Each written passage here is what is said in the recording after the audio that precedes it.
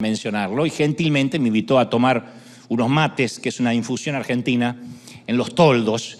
Dijo, nos tenemos que encontrar. Y uno de esos cuentos que más amo, que alguna vez también te conté cortito, pero es extraordinario, se llama La ostra perlífera. Era una ostra marina, dice el cuento, no era un caracol. Su nombre era Marina. Era un bicho de profundidad y, como todas las de su raza, había buscado la roca del fondo para agarrarse fuertemente a ella. Una vez que lo consiguió, creyó haber dado con su destino claro, que le permitiría vivir sin contratiempos, su destino de ostra marina. Pero el Señor Dios había decidido un misterioso plan para que Marina fuera valiosa. Ella lo único que quería era ser feliz. Pero un día el Señor permitió que entrara en la vida de Marina un granito de arena, literalmente un granito de arena. Fue durante una tormenta de profundidad, de esas que casi no provocan oleaje en la superficie, pero sí remueven el fondo de los océanos. Cuando el granito de arena entró en su existencia, Marina se cerró violentamente, así lo hacía siempre que algo entraba en su vida, porque es la manera de alimentarse que tienen las ostras. Todo lo que entra en su vida es atrapado, desintegrado y asimilado. Si esto no es posible, se expulsa hacia el exterior ese objeto extraño. Pero con el granito de arena, la ostra marina no pudo hacerlo de siempre. Entonces, consideró que aquello era sumamente doloroso y que la estaba hiriendo por dentro. Lejos de desintegrarse, más bien la estaba lastimando a ella. Entonces quiso expulsar el cuerpo extraño, que es lo que hacen las ostras, pero no pudo. Así que comenzó el drama de Marina, dice el cuento. Lo que Dios había permitido pertenecía a aquellas realidades que no se dejan integrar, pero que tampoco se pueden suprimir, que uno ni asimila, pero tampoco lo puede expulsar. El granito de arena era indigerible e inexpulsable. Y cuando trató de olvidarlo o ignorarlo, era peor, tampoco pudo.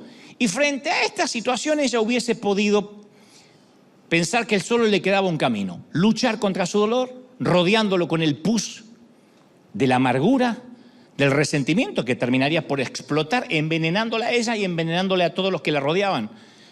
Pero en su vida había una hermosa cualidad: era capaz de producir sustancias sólidas. Normalmente las ostras, y esto es histórico, esto es así, dedican esta cualidad de fabricarse un caparazón defensivo que es rugoso por fuera y suave por dentro. Pero también puede construir una perla. Y eso fue lo que realizó Marina. Poco a poco, con lo mejor de sí misma, fue rodeando el granito de arena del dolor, y a su alrededor comenzó a gestarse una perla hermosa. Normalmente no todas las ostras tienen perlas. Solo son producidas por aquellas que deciden rodear el dolor con lo mejor de sí misma cuando ven un cuerpo extraño. No todas la hacen, no todas las ostras tienen perlas. Muchos años después, dice el cuento, de la muerte de Marina, unos buzos bajaron al fondo del mar, y cuando la sacaron a la superficie, se encontró en ella la hermosa perla de su vida. Y dice el cuento que al verla brillar con todos los colores del mar y del cielo, nadie se preguntó si había sido feliz. Simplemente supieron que Marina había sido valiosa. Y hasta aquí el fabuloso cuento de mi amigo Menapace. Yo lo usé como introducción porque creo que a lo largo de toda la historia de la humanidad hemos luchado con el porqué de las cosas que nos duelen. ¿Por qué? Y responder, creo que a esta pregunta es crucial, es determinante para recuperarse a golpes que a veces son aplastantes en la vida. Porque la diferencia entre la poda, que alguna vez te lo dije, la poda, y el castigo está en la intención.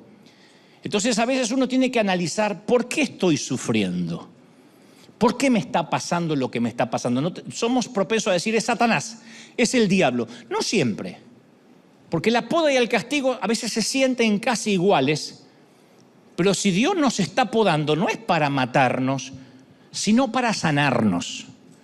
Es la diferencia entre experimentar la hoja de un cuchillo en un ataque y la hoja de un bisturí en una sala de operaciones. El cuerpo responde de la misma manera que si estuviese siendo atacado, aun cuando el cirujano tenga que cortar delicadamente la carne para salvar nuestra vida. Pero la intención es lo que produce el resultado diferente. Si sufrimos el ataque con un cuchillo en un atraco y no lo tratamos, ¿qué hace? El cuerpo se deteriora, se infecta, morimos. Pero por otro lado, cuando el cirujano, insisto, hace una reparación, el dolor de nuestro cuerpo nos conduce a la curación, a la recuperación. Lo diferente de la intención no anula el dolor, duele igual. Una mamá sabe que si le están haciendo una cesárea, va a tener felicidad en minutos cuando ve a su bebé. Pero no por eso no le duele. Dice, bueno, no me duele porque tengo la felicidad, supera el dolor. No, el dolor está ahí. Y le va a costar, y le van a tirar los puntos, le va a costar caminar. Lo mismo cuando nos operamos para extirpar un tumor, duele. Pero cambia el enfoque, le encontramos un propósito al dolor. Hay momentos que tenemos que decidir, o nos aguantamos el dolor de muelas, o nos aguantamos el pinchazo para que nos arreglen la muela, nos hagan un root canal, un tratamiento de conducto, o nos quiten la muela, como cuando éramos chicos que llegábamos a los 7 años sin diente. Porque no se salva, decían, no se salva, hay que arrancar. Ya le va a salir otra. A mí me dijeron eso hasta los 20 años, ya le va a salir otra, no me salieron más después. Entonces, esta diferencia de la intención se refleja en la forma que uno percibe el dolor. Podemos reconocer a veces que hay semillas que están siendo enterradas para echar raíces, para producir fruto, o podemos asumir, no, yo estoy siendo enterrado vivo. Estoy asfixiado por la gravedad de lo que me pasa en la vida. Yo no siento que el Señor esté haciendo nada. Pero es determinante saber si estamos siendo plantados o enterrados. Porque pueden ser similares, pero no lo son. El dolor es igual, pero la intención es lo que nos beneficia. La poda de Dios son los eventos que Él permite que no pretenden castigarte. Dios permite a veces una poda, al igual que un padre amoroso disciplina a un chico para que madure. No necesitan decirme amén, pero debe haber papis acá que en algún momento le dicen al hijo, se acabó el iPad. Te voy a quitar el celular. Mirá que son todos buenos, justo vinieron las Madres Teresa, pero bueno. La intención es castigarlo porque te gusta verlo sufrir o que aprenda una lección, o levanta las notas en el colegio o no tiene ciertos privilegios. Eso es una poda.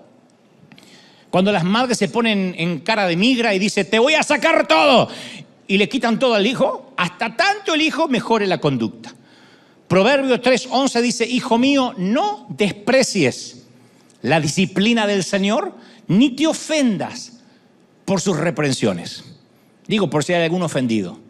Porque el Señor disciplina a los que ama, como corrige un padre a un hijo querido. Entonces la mayoría de los padres tratamos de enseñarle a nuestros hijos algunas lecciones, porque vemos un panorama más amplio. Los nenes cuando son chiquititos comen dulces todo el día si los dejamos. Si los dejamos se toman una bebida cola así grandota antes de irse a dormir. Después andan rebotando así por las paredes. Y nosotros que vemos más allá le decimos, no, odio esta casa. Yo muchas veces se lo dije a mis padres. Decía que los odiaba y que me iba a ir de la casa. Y un día hasta me fui. Con 5 años me fui de casa, agarré mi maletita y me fui al descansito de la escalera como 2 horas. Y yo recuerdo ya adulto que en una de esas noches oscuras del alma, luego de un enorme fracaso, porque vaya que los tuve y los sigo teniendo, una vez le pregunté al Señor, Señor, ¿por qué yo? Nunca me voy a olvidar que le dije, Señor, ¿por qué yo? Me toca esto, ¿por qué? Y Él me sorprendió con una respuesta, ¿y por qué no? Y me recordó, ¿cuándo es la temporada de poda de un labrador? La poda ocurre después de una cosecha y antes de una nueva cosecha. Esa es la poda. Juan 15:2 dice, Él corta de mí toda rama que no produce fruto. Lo que no produce fruto se corta. Y poda las ramas que sí dan fruto para que den más. Mi papá tenía huerta. Y cuando él agarraba la poda, las podaba y cuando la planta estaba tan linda, según mi criterio. Y él la dejaba flaquita, finita. Y yo le decía, ¿pero por qué? Me dice, porque toma más fuerza y ahora va a tener más flor o más fruto. Y nota que Jesús no dijo que poda alguna de las ramas que dan fruto. Él dijo, recorto cada rama fructífera. Entonces la poda de Dios en mí no es porque hice algo mal. A veces no es que estoy sufriendo porque estoy desagradando a Dios. Siento el abrasador dolor del labrador sobre mí. ¿Por qué está podando mis ramas? Porque hice algo bien, porque di fruto. ¿Me están siguiendo, sí o no? Así que antes de preguntarle por qué yo, porque capaz que hay alguno que dice, yo también me pregunto por qué a mí, yo puedo atrever a preguntarte, ¿y por qué no tú? ¿Por qué no te tocaría una poda? Aunque diga, pero yo hice todo bien. Sí, pero tu comportamiento no te hace inmune a que recibas una poda para producir más. Formas parte de un grupo selecto de gente que han sido elegidas por el labrador para ser podadas. Me encantaría que le digas a alguien, vas a ser podado, cabezón. Dile, cabezona, vas a ser podada. Que no significa que vas a adelgazar necesariamente, vas a ser podada. ¿Por qué? Porque hiciste cosas que otros no han podido. Cumpliste tu propósito. Diste fruto. Así es como crecen los seres vivos, ya que hablemos de vegetales o de visión. Pero cuando nos poda, a veces somos tercos, porque yo soy el principal terco que no entiendo. Y digo, ¿y si Dios me ama, por qué yo estoy perdiendo todo lo valioso? ¿Por qué? Pregunto, ¿de verdad creemos que lo que perdemos es valioso? Porque por lo que veo a veces el Señor no le da el valor a lo que nosotros sí le damos mucho valor. Y vamos por la vida anhelando lo que se nos quitó. Y el maestro está muy contento con lo que nos dejó, con lo que todavía tenemos. El milagro de Dios nunca está en lo que se perdió, sino en lo que nos quedó.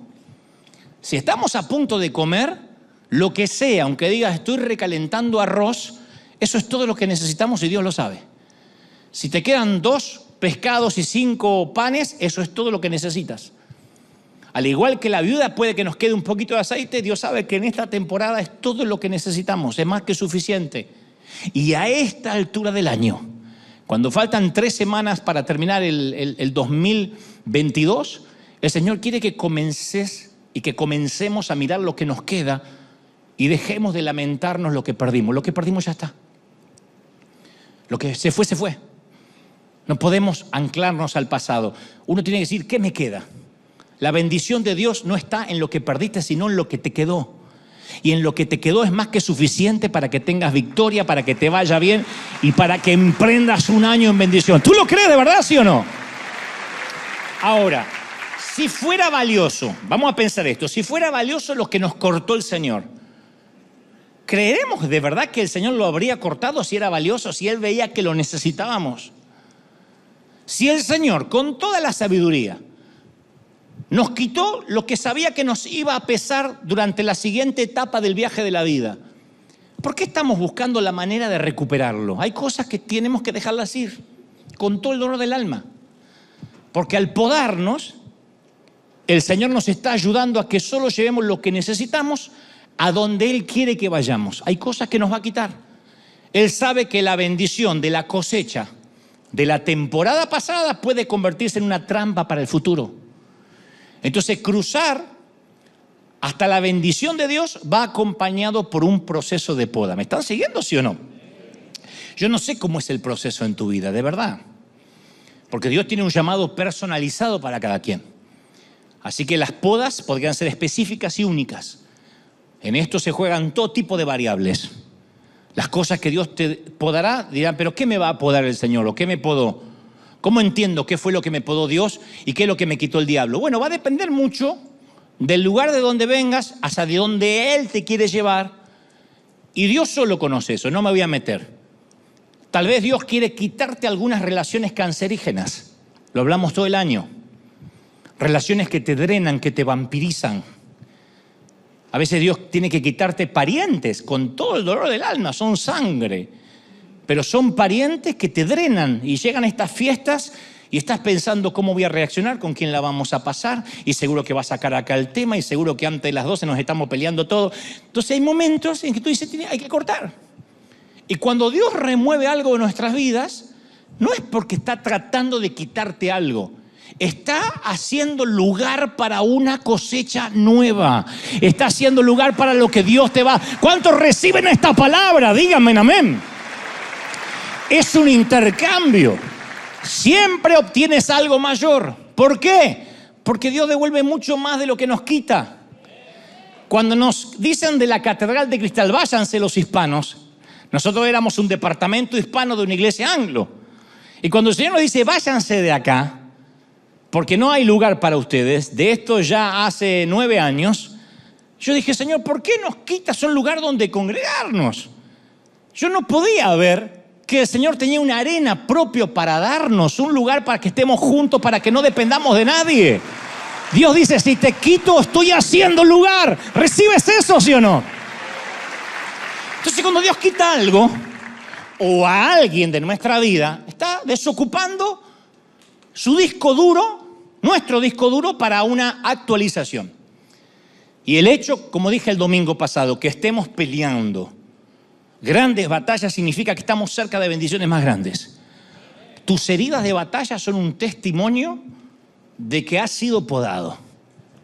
Es imposible que yo te considere creíble hasta que no vea las marcas del labrador que tienes para ofrecer. Lo que me hace creíble a mí, si acaso lo soy, es que las marcas del labrador se ven, no las oculto. De igual modo, si queremos algo grande nos va a costar todo. Independientemente de donde te encuentres en la vida, yo lo dije una vez y lo voy a decir otra vez, tú pagaste un precio para estar aquí. Esto parece nimio, parece pueril, pero te sorprendería el número de personas que no consideran cuánto le costó ser ellos mismos. La gente que mira de otros países, a los que vivimos acá, a los que somos inmigrantes, no a los que nacimos, a los que nacieron acá, a los que somos inmigrantes, a veces dicen, qué lindo, ustedes se fueron a Yanquilandia, allá donde abren el grifo y llueven dólares. No es así. Todos pagamos un precio de desarraigo, de dolor. Ya seas un jefe, un cónyuge, un padre, una madre, entregaste algo a cambio para estar donde estás y ser quien eres. Muéstrame una mamá y yo te voy a mostrar, sea una mamá jovencita o una mamá adulta, te voy a mostrar una mujer que dio muchas cosas a cambio. Su soltería, su independencia. Porque los hombres seguimos siendo independientes. Los hombres hacen hijos y siguen su vida. A la mujer se le detiene en primera instancia, a priori, por 9 meses su vida.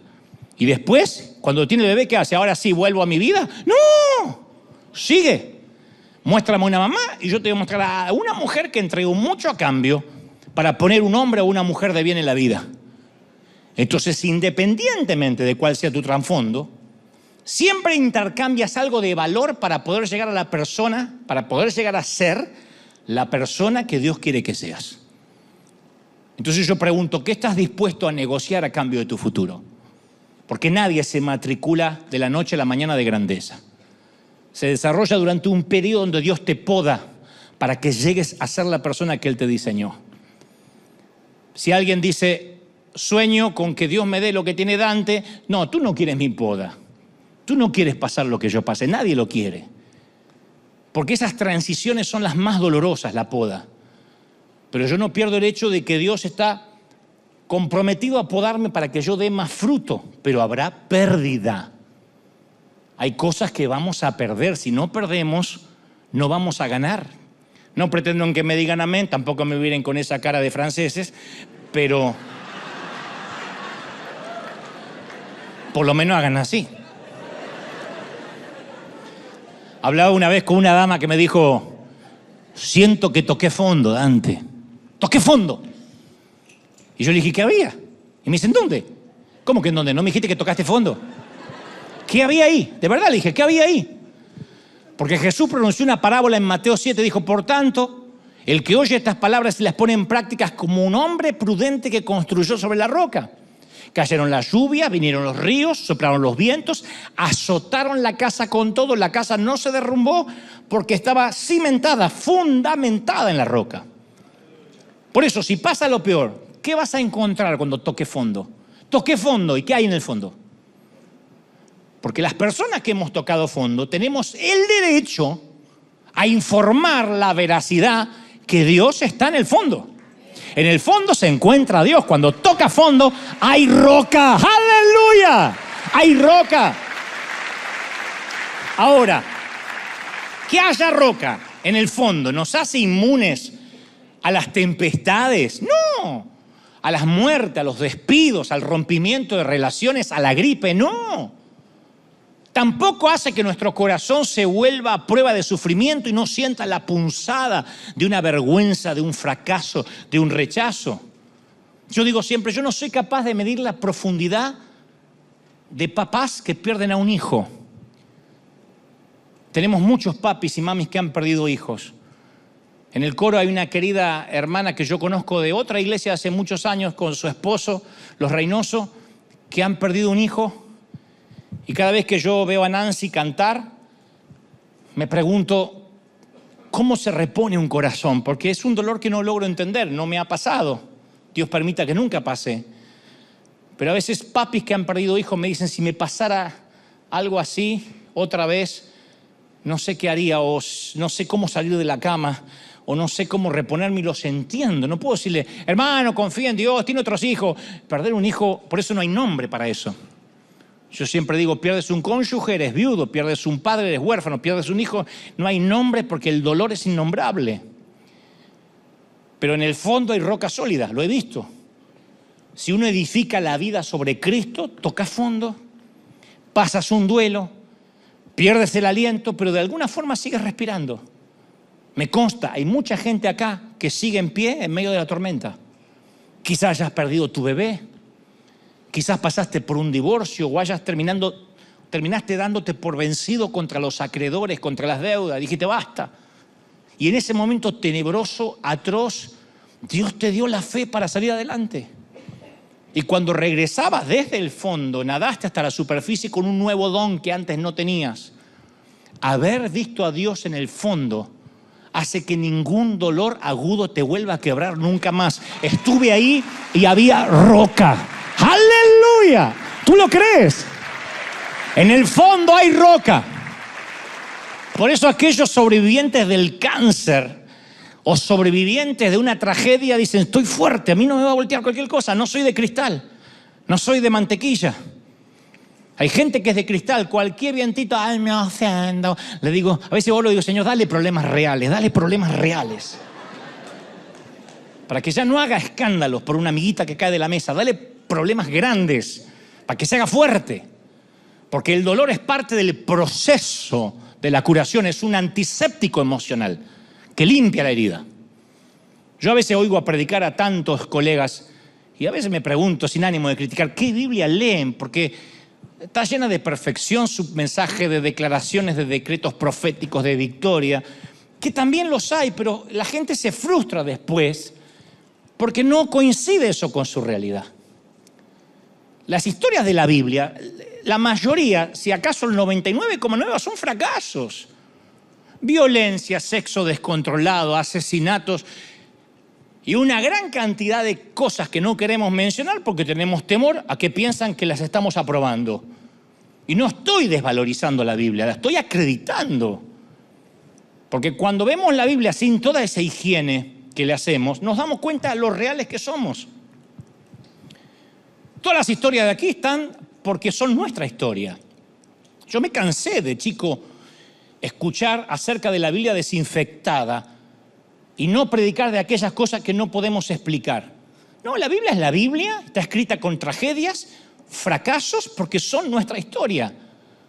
Las historias de vida esterilizadas, higienizadas, son inventos para controlar la moral del pueblo, el comportamiento de la gente. Entonces no hay que moralizar la Biblia, no hay que hacerla aséptica.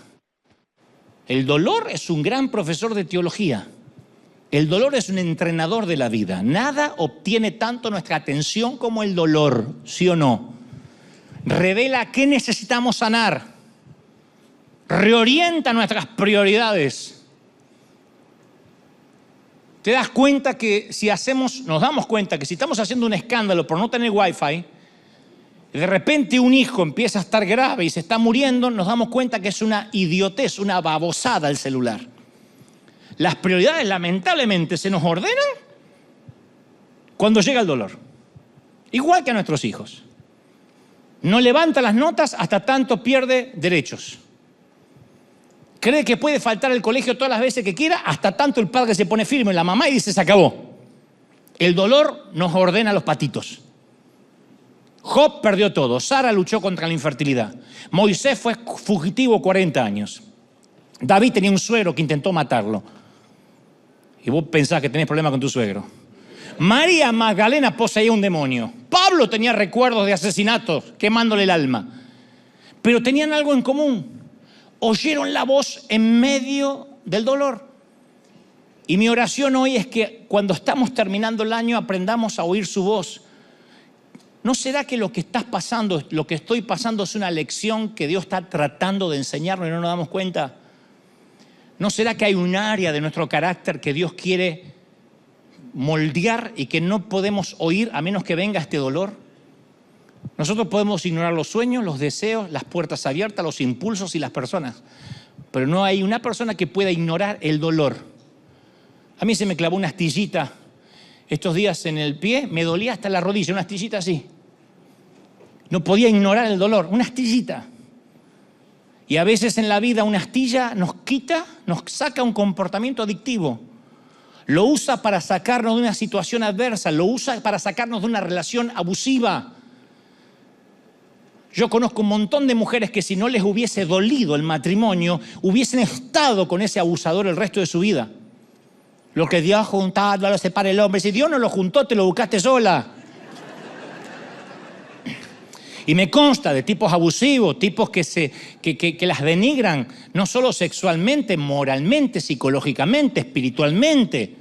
Y la pobre aguantando años. Si ese dolor no está allí, no tomas la decisión. Y no soy pro divorcio, lo que estoy diciendo es que hay un momento que uno tiene que decir, hasta acá. Soy valioso, valgo más que esto. Lo que pasa es que cuando sufrimos, sentimos que estamos solos.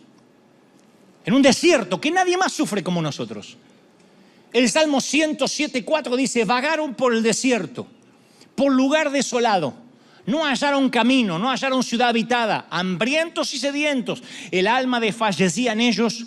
Entonces en su angustia, clamaron al Señor y los libró de las aflicciones. No habrían clamado al Señor sin angustia. Y te voy a contar algo que quizás no vistes.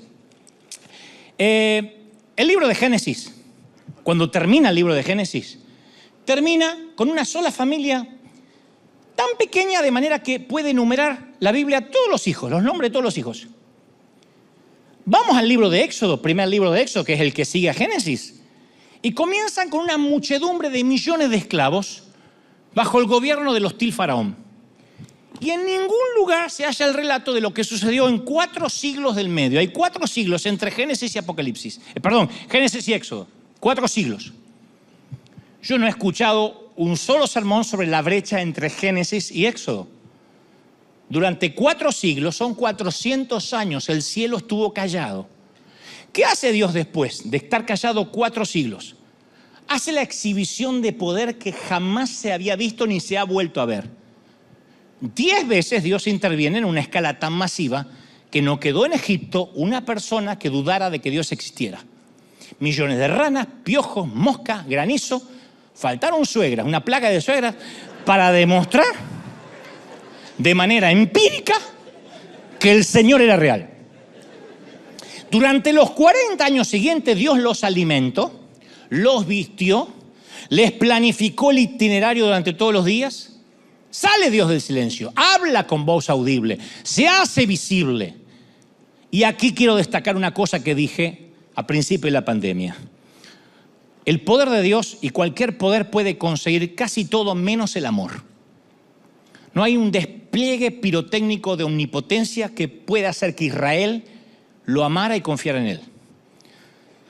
Por eso no me gusta tanto confiar en las cruzadas de milagros y haga lo que no podía hacer, corra para allá, agáchese, aleluya, porque el incrédulo no va a hacer que eso ame a Dios. Está pensando, es fraguado, la viejita está contratada, debe ser la madre del pastor. El poder no logra que nadie le ame, nadie.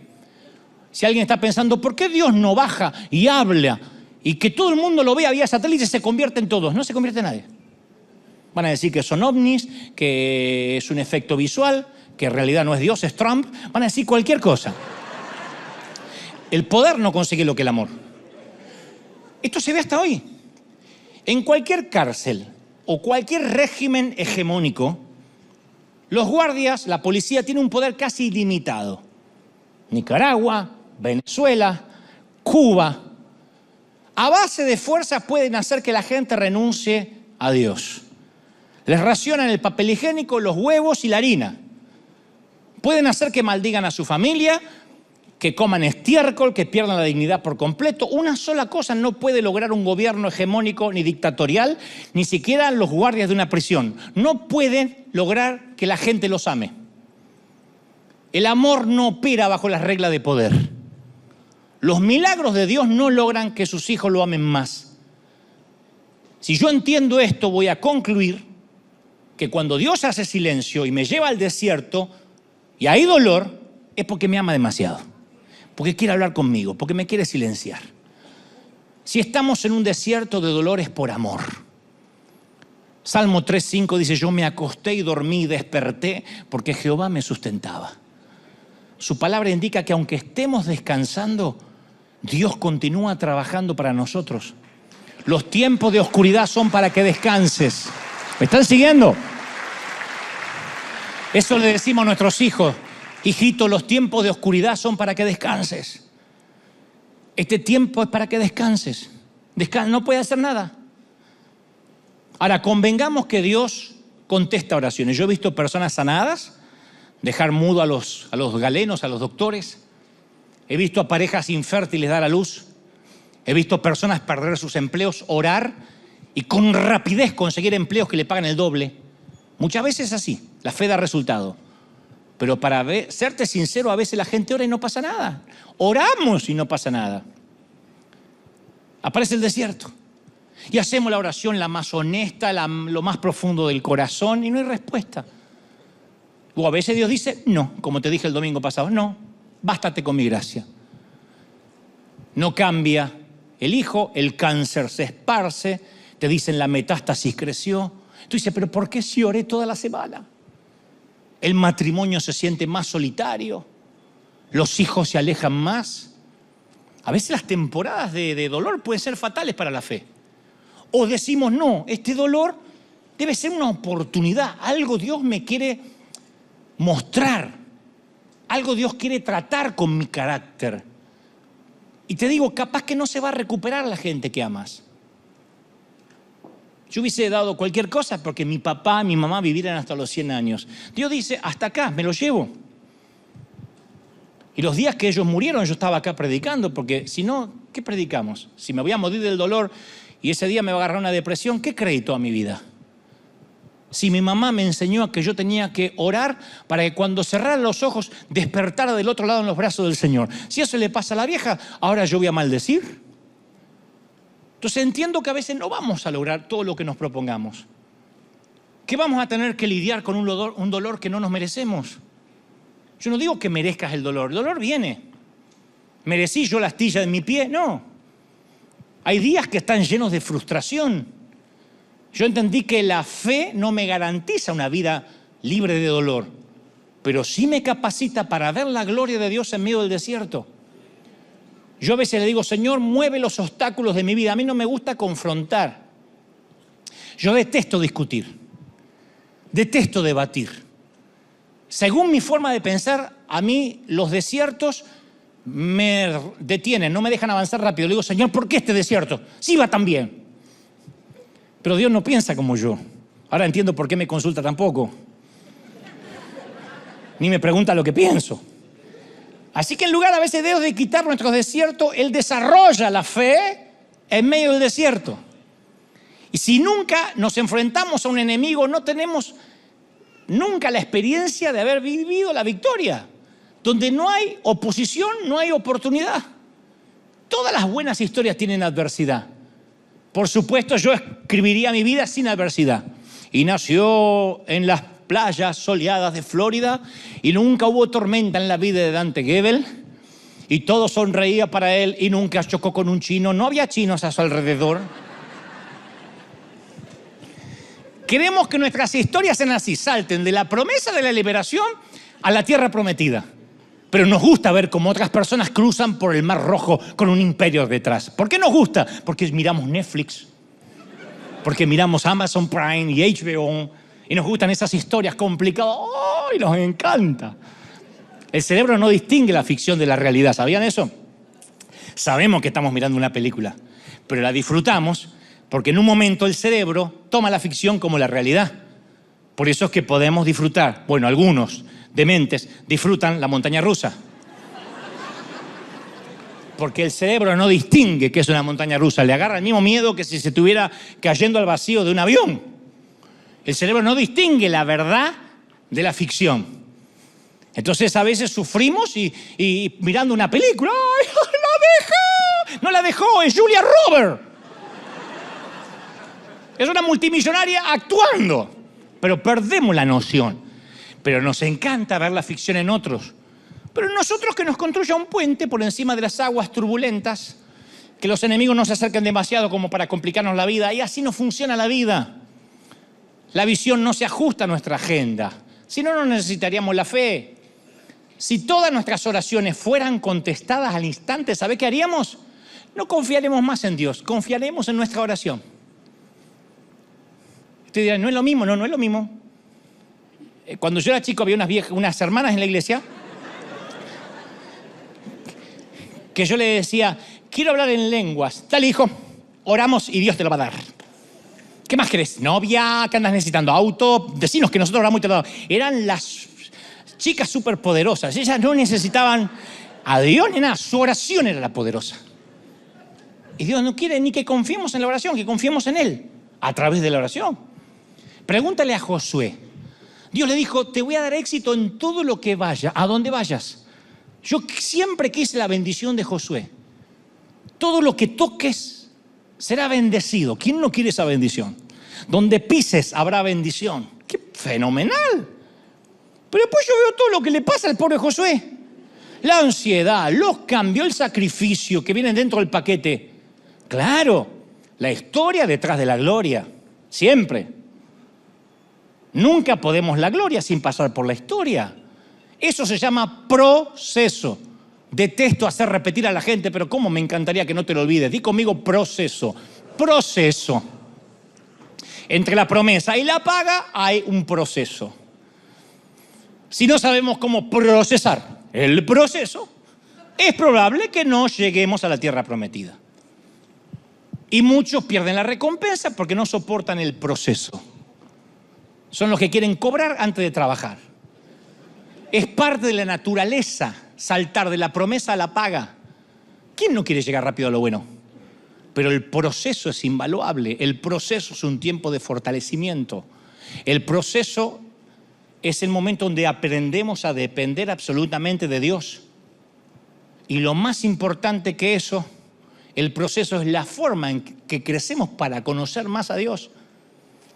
Hay una querida chilena, una psicóloga a quien le mando un saludo, se llama Pilar Sordo, que ella dice, querida autora, conferencista, dice, yo he visto cómo los argentinos hacen el asado.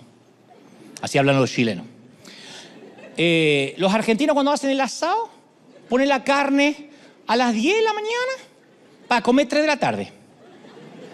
De pasito a pasito, abren el vino, una picadita, para estar ahí, unas botanas, y mientras la carne la van mirando, la van observando, le dicen cosas bonitas, qué buena carne, qué buena pierna tiene esa vaca.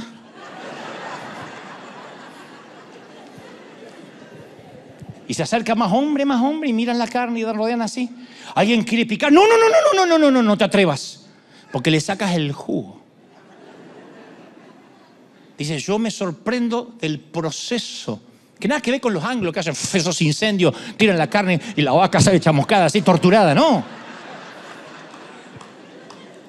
El argentino es un proceso.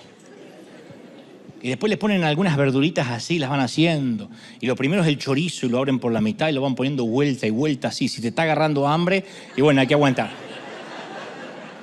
Y ustedes dicen, ¿por qué Pilar Sordo, la famosa psicóloga, habla de esto? Porque dice, estimados hombres, así son las mujeres en el sexo. Igual. No arrebaten la carne. Y ella usa la palabra, pasen por el proceso. Eso dijo la... Pero no sea arrebatada la hermana. Pasen por el proceso, ¿no? El fuego. Y ese es el punto. Claro, agarrar el chorizo así, no. Vuelta y vuelta. Y una de las cosas que más me irrita es cuando alguien arruina la trama de la película y te la espolea. El final de una película, una serie. ¡Ah! Estás viendo la serie que al final se descubre que el policía era el corrupto. Tu abuela. Miro, me arruinó 16 capítulos. Porque cuando el tipo me cuentan que al final es un corrupto, que se salva al final, arruina la experiencia. Uno quiere la tensión, el suspenso. La trama es el punto. ¿Qué tal si esa es la dinámica para nuestra vida? ¿Qué tal si Dios dice, no, acá no es llegar al cielo, es el proceso, la trama es el punto? El guionista escribió nuestra historia. El proceso es el caldo de cultivo de la fe. Él quiere que aprendamos a caminar por fe y no por vista. Y no podemos aprender eso sin transitar por el dolor, por el desierto, el proceso. Y esta palabra va para aquellos que están sufriendo ahora mismo. Nos sentimos ansiosos por la llamada del doctor con los resultados del análisis o por la mirada del rostro mientras el médico entra a la habitación. Nos da pánico esa sensación extraña en el pecho o el bulto, la mancha que está donde no debería estar. Viste que la muerte hace su trabajo en fases, la erosión de los dientes, la inflexibilidad de las extremidades, el entorpecimiento de los sentidos, la vista cada vez más debilitada. Leía que según los centros federales para el control de enfermedades, las causas principales de la muerte son cardiopatía, cáncer, enfermedades respiratorias, Alzheimer, diabetes, nefropatía, neumonía y coronavirus, en ese orden. Y viene la enfermedad e irrumpe los patrones de la vida y nos quita el control de todo. Uno pierde el control cuando está enfermo. ¿Qué puede controlar? A veces ni siquiera uno puede ir al baño. Los que han tenido el COVID saben que uno no puede levantarse para ir al baño. Uno pierde el control de todo. La agenda, lo que querías hacer. Uno se queda en la cama y no puede respirar. En el peor de los casos nos envían a instalaciones médicas costosas donde uno coloca en manos de extraños su vida. ¿Quién puede decir que el hospital es un lugar divertido? Son una conglomeración de agujas, tubos, un olor raro, píldoras, respiradores, puré, gelatina espantosa, sueros intravenosos, sin mencionar la ausencia de privacidad, donde la bata está abierta por atrás, para que todo el mundo te reconozca. Ahí va. Le pediste la ID, no, pero por el trasero esperes. Y nuestro problema es que no vemos más allá de la nariz. Solo sabemos que estamos sufriendo, que queremos acabar con el dolor. Pero a veces si viéramos cómo nuestro dolor encaja en la perspectiva de Dios, veremos que hay cosas peores que esta temporada que nos toca pasar. Capaz que la enfermedad es un eslabón necesario para un plan divino que Dios tenga que estar llevando a cabo. Hay gente que no entra a predicar a un hospital a menos que entre con una bata abierta por detrás. Y Dios dice, no quisiste entrar con la ropa formal, vas a entrar con una bata, pero vas a predicar. A veces a través del dolor es que llegamos a ser lo que Dios quiere que seamos. Pablo dijo en Romanos 8:18, lo que ahora sufrimos no es nada comparado con la gloria que nos revelará más adelante. Entonces, yo no quiero trivializar la enfermedad, por favor, no la voy a trivializar ni faltarte el respeto. Pero según Pablo, de la perspectiva de Dios, los sufrimientos del momento presente en relación a la gloria de Dios no son nada. Y él lo explica en Filipenses 3:21, dice, Cristo tomará nuestro débil cuerpo mortal y lo transformará en un cuerpo glorioso igual al de él. Eso sí o sí va a pasar. ¿Sería bonito ser sanados aquí ahora? Y sí, ¿quién no? Pero si nos espera el cielo, como te dije el domingo pasado, ¿de qué podemos quejarnos? Tenemos un gran médico que resucitó a su hijo, que dejó atrás una tumba vacía. Entonces yo quiero puntualizar lo que te dije el domingo pasado. Quiero que terminemos el año diciendo, Señor, tú sabes que yo amaría una salud mejor. Pero si tú no me la das, yo sé que mi cuerpo va a ser cambiado en gloria cuando llegue a los cielos. Eso es un agradecimiento que mueve los cielos como nunca. Cuando agradece por la espina. ¿Están siguiendo, sí o no? Yo esta semana meditaba acerca del dolor de María, la mamá de Jesús. Yo pensaba cuando ella levantó, qué terrible, ¿no? Esto de ver a un hijo morir. Cuando ella levanta los ojos y ve a su hijito amado, clavado en vigas de madera rústica junto a dos criminales. Yo he visto a mamás destrozadas viendo a un chiquito asistido con respiración. ¿Sabes lo que es ver a tu hijo torturado? Un chiquito de 33. Uno sufre por cualquier hijo, aunque el hijo tenga 50. Un muchachito de 33. ¿Qué es lo que vio María cuando levantó la vista? ¿Será que vio al león de Judá, al Mesías? Agradeció porque el Salvador del mundo estaba perdonando los pecados. O como mamá vio al bebé que nació en un establo, al bebé que envolvió en pañales. O tal vez vio al chiquito que jugaba a los 11, 12 años en el patio de Nazaret, riendo y cantando, y las risitas del nene le venían a la mente. O tal vez vio al hombre que olía a sudor y a serrín cuando venía por una taza de leche fría en la carpintería de su padre terrenal. Tal vez vio todo eso junto. Y María sabía que nunca más iba a volver a ser la misma porque habían crucificado a su hijo. Una madre no se repone después de eso. Ella lo había criado para que sea un buen chico, un buen hombre. Lo crió para que sea un hombre conforme al corazón de Dios, y justamente todo eso fue lo que lo mató. Hizo todo bien. Lo crió para que sea educado, lo llevó al templo, hizo todo bien la mamá. Y eso lo mató, porque no andaba por malos caminos y por eso lo llevaron a la muerte. Yo creo que María, lo que vio en el Gólgota, fue a otros dos hombres crucificados junto a su hijo, gritando, sangrando, clamando. Y a pesar de su parecido, porque había tres, había una diferencia. Dos estaban siendo castigados, uno estaba siendo podado. Uno no estaba siendo castigado. Dos de ellos gritaban pidiendo clemencia, piedad, que es el dolor sin sentido, inesperado, sin propósito, de un condenado a muerte. Pero su hijo proclamó otro grito, gritó también, un grito desgarrador. Juan 19:30 dice que entonces Jesús, una vez que tomó el vinagre, dijo: ¡consumado es! Y entregó el Espíritu. ¿Cómo sé que gritó? Porque Marcos 15:37 dice: y Jesús, dando un fuerte grito, murió, expiró. Entonces todo dice que ese fuerte grito fueron las últimas palabras de Jesús, que apuntó como consumado es. Lo dijo gritando para que todos escucharan. Un grito que le dio a su Padre frente a todos.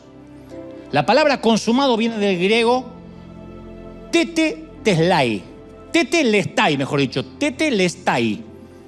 que quiere decir pagado en su totalidad. Tetelestai era una palabra usada cuando una deuda quedaba pagada, cuando un siervo completaba la tarea encomendada de su amo. Tetelestai. El himno nacional argentino proclama 3 veces la palabra libertad. El himno dice: oíd mortales el grito sagrado, libertad, libertad, libertad. Ese es el grito sagrado. En México, cada 15 de septiembre celebran el grito de independencia de Dolores, allá en Guanajuato actualmente, atribuido al cura Hidalgo, Miguel Hidalgo y Costilla. Y fuera de cualquier broma o rivalidad futbolísticas, algunos otros más torpes nos quedamos sin voz por gritar por nuestro equipo, por una simple Copa del Mundo, que por una semana creemos que nos va a cambiar en algo, perderla, ganarla o empatarla. Por unas semanas creemos que nos va a dar algún beneficio. Tardaremos 1 mes o 2, y me incluyo, porque así de torpes somos, en darnos cuenta que los únicos beneficiados son los jugadores, que logran grandes fichajes luego del campeonato. Pero nuestra vida, ¿qué hace? Sigue girando, solo para descubrir que a veces el dolor no se fue. está ahí, bajo la superficie de la euforia, del grito, de la camiseta, del gol, del penal. Pero solo hay un grito desgarrador que los siglos y la historia no podrán silenciar jamás. No es el de México, no es el de Argentina. Es el grito con propósito. Telelestai, consumado es. Terminado, logrado, finiquitado, pagado en su totalidad. Ese es el único grito sagrado. Todo lo que nos toque pasar de ese grito para acá es un proceso. Todo lo que en la corta vida nos toque de ese grito para acá es un detalle menor. Así que hoy celebremos que hace 2022 años el león de Judá rugió el único y verdadero grito sagrado. El grito del dolor con propósito. ¡Celebra al Rey de Reyes! Dale una celebración grande. Dale una celebración grande al Rey de Reyes. ¡Aleluya! Celebra. Ese es el único grito sagrado. El único grito sagrado. Eso vale más que un gol en la final. ¡Consumado es!